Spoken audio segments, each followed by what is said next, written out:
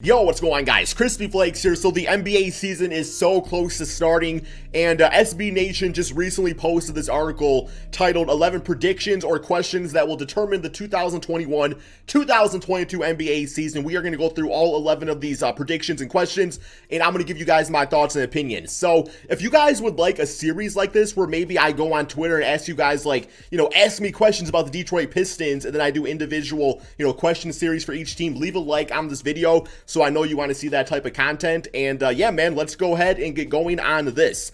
So the first question we have is, who will be this year's biggest surprise team? So I think to really answer that, you have to kind of give your definition of what is a surprise team to you. Is a surprise team going to be the Boston Celtics or Toronto Raptors having bounce back seasons and maybe being, top teams in the Eastern Conference? Because for me personally, that would not surprise me. I just feel like both those teams had really bad years last year, right?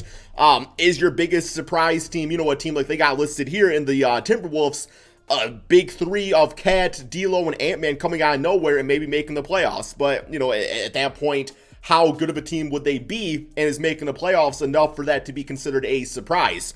For me personally, my biggest surprise team for next NBA season is in fact the Chicago Bulls. The reason I say that is because I do think that, all things considered, they did have the best offseason. As far as assets being available, they went out there, they got two of the biggest ones in Lonzo Ball and also DeMar DeRozan, but also adding guys like Alex Caruso to the mix. And I think despite getting those players, a lot of fans of the game are looking at the Bulls and they're not really intimidated by them. And they're just okay, that's a solid team, but they're not expecting to win a championship. Now, I think just based off the preseason alone, which obviously is a small sample size, the chemistry appears to be there. I do think the Zach LaVine and Lonzo Ball backcourt is going to be dynamic and fun to watch. I do think that DeMar DeRozan and Vucevic, both those guys complement each other very well. We've not even seen guys like Kobe White or Patrick Williams be incorporated into the lineup in any way. So, yeah, man, I think they're going to surprise a lot of people. And they're going to be, in my humble opinion, a top 4 team in the Eastern Conference. I'm really expecting good things for the Bulls next NBA season. For the next question, we have, name a player who will be a first-time All-Star this season. So, obviously, man, so much great young talent in the NBA. They list a few guys here with LaMelo Ball, Darius Garland, De'Aaron Fox, John Morant. And really, when it comes down to it, man, take your pick. Now, I think you got to look at maybe the Eastern Conference in this case, and I think it's easy to maybe predict a first-time point guard from the Eastern Conference just because, Kyrie Irving obviously is not going to be playing a ton of games, if any games at all, for the near future. Ben Simmons appears to be sitting out, so that right there is 2 all-star point guard spots that is available for the taking for other guys in the Eastern Conference, right, man? So for me personally, I don't mind the Darius Garland prediction, but I think he's might be a year away still from being an all-star. I think we see a big uptick in Darius Garland. De'Aaron Fox, Shai Gilgeous, John Morant, all those guys, they obviously go in the Western Conference, right? So for me, I think LaMelo Ball is pretty much the clear-cut choice right here. You want to talk about just what the All-Star game is all about, who more would be fun to watch than that than LaMelo Ball play with all these other superstars in the NBA. So yeah, I think LaMelo Ball is a pretty good prediction right here, and I'm not going to go against that. So yes, LaMelo Ball will be an All-Star this NBA season. Okay, next up we have, who is your MVP pick? Man, okay, so for me, I do have some hot take MVP picks. And my hot takes are Zach LaVine and Paul George. I feel like if either the Clippers or the Bulls have really good seasons, it's going to be because of either one of those guys on their own personal team. But I think that the MVP award, we as fans and voters and all that, we like a good story. And I think the best story that's going to happen this NBA season that's going to result in an MVP award, another one, is going to be Steph Curry of the Golden State Warriors.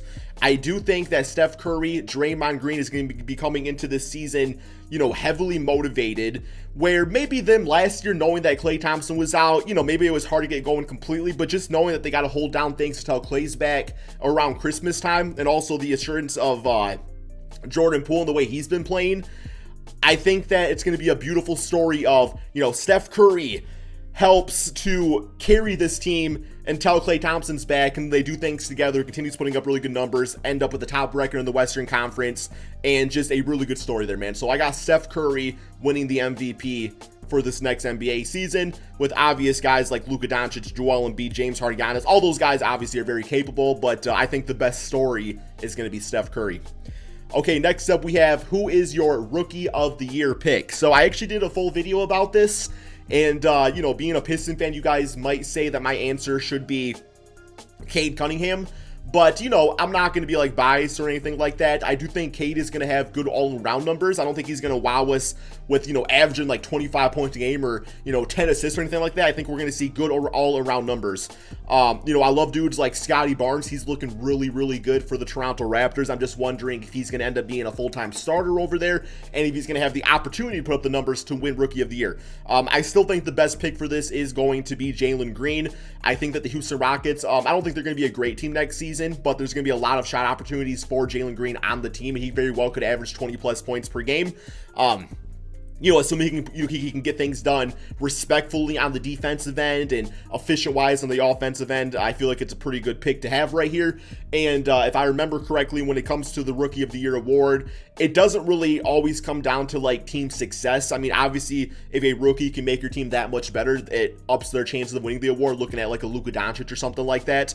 But I think Jalen Green is going to win it this season. I really do. Okay, next up, we do have... Will the Lakers trade for Russell Westbrook look genius or foolish at the end of the season? Man, okay, so I think this season, when it comes to Russell Westbrook, we are going to see three versions of him. There is going to be the version of where the Lakers are playing their completely healthy lineup, and he takes a little bit of a step back and doesn't put up, you know, the most crazy numbers. He's a little bit more efficient, kind of looking back at the OKC day with Paul George, where he had one of his more efficient seasons then. We're going to see that version. We're going to see the version where, you know, Anthony Davis or LeBron James are load managing. They're like, and coaches like, hey, Russell, go out there, you know, shoot as much as you want, get a triple-double, and win us the basketball game. Like, go full-on MVP mode. And then we're going to see a version of Russell Westbrook where the team's completely healthy, and maybe he doesn't know how to kind of slow things down, and he tries to do a little bit too much, and it's going to end up hurting the Lakers, you know, plus minus wise and just as a team as a whole. But I think when it comes down to it, I still think the players they gave up to get Russell Westbrook was really not that big of a deal. I don't think it's something that's going to come back and haunt them later on. And I do think, you know, even at the end of this season, if Russell Westbrook doesn't work out, I do believe he's an expiring contract, or I don't think his contract has that long left on it, to the point where, you know, they could still toss in whatever and maybe make another trade. And I was going to say go for Bradley Beal, but that would be awkward if Russell Westbrook went back to the Wizards. So yeah, nobody like that. But I don't think they gave up enough for it to ever look foolish. And I think this NBA offseason, there wasn't too much going on. There wasn't too much available. So yeah, you take a look at one of the best point guards in this generation of basketball players, and you take a shot at it with LeBron James very late in his NBA career. So genius or foolish? I'm leaning more towards genius because they didn't give up too much to get him on the team in the first place. Okay, next up we do have, will Ben Simmons end the season in Philadelphia? There is no way he ends the season in Philadelphia.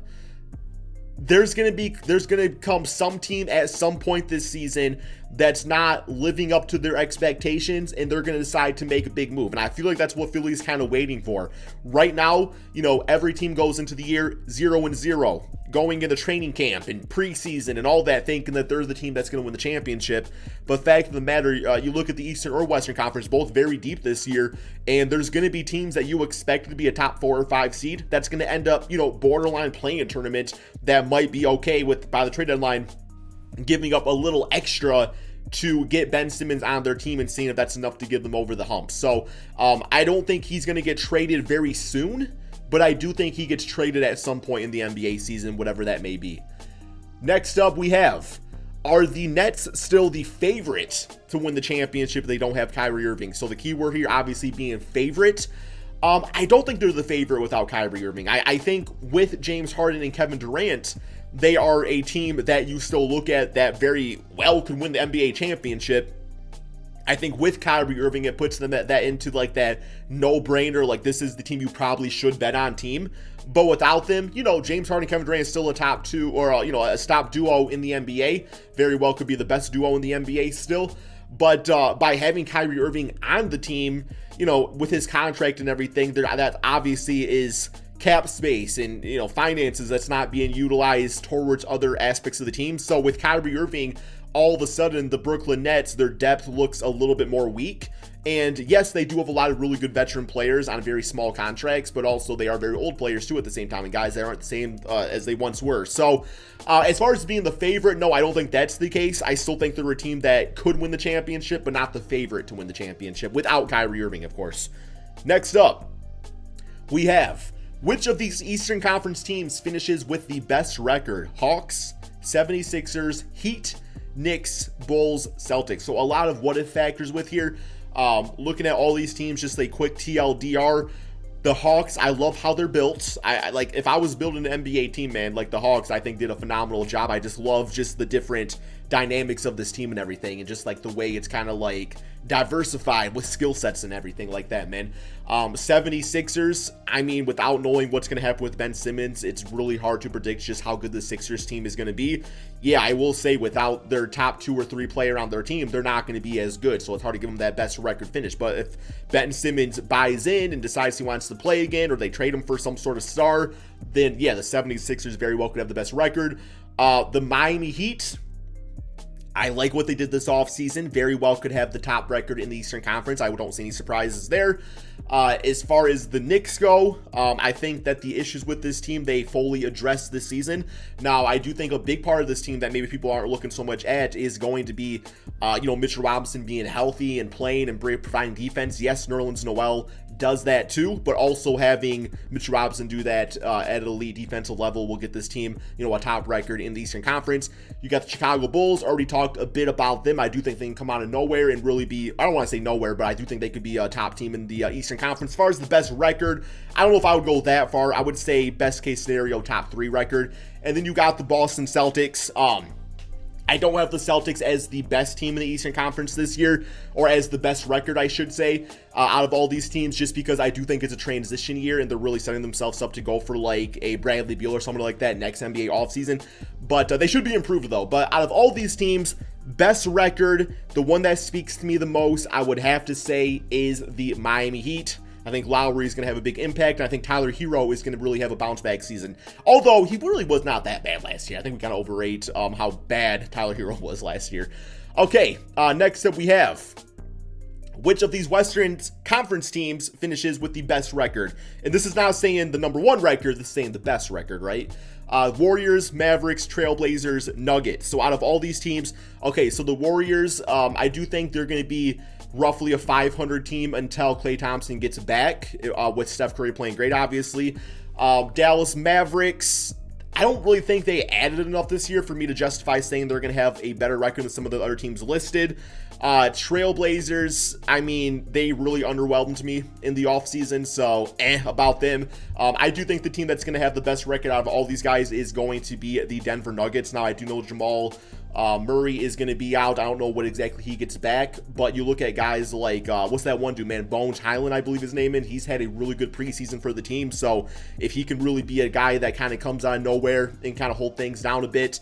Obviously, you got Jokic, who was last year's MVP. Michael Porter is probably going to take an even bigger, all-star step this NBA season, so yeah, man, I would say the Nuggets are probably the best situated team as far as having the best record out of all 4 of these teams right here. Okay, next we have, which projected non-playoff team needs the number 1 pick in the 2022 NBA draft? I would say the Detroit Pistons. They got to need somebody to team up with Cade Cunningham, right? No, realistically speaking, I have 2. I would say either the San Antonio Spurs, just because you kind of see a lot of their young players already on the trade block, so it seems like them as a franchise, they don't necessarily believe that they have that guy right now to really build around. So I could see them wanting to do a full-on reset. Or I would even say the OKC Thunder, because of course having all those draft picks, you do want them to pan out, end up being top picks in the drafts.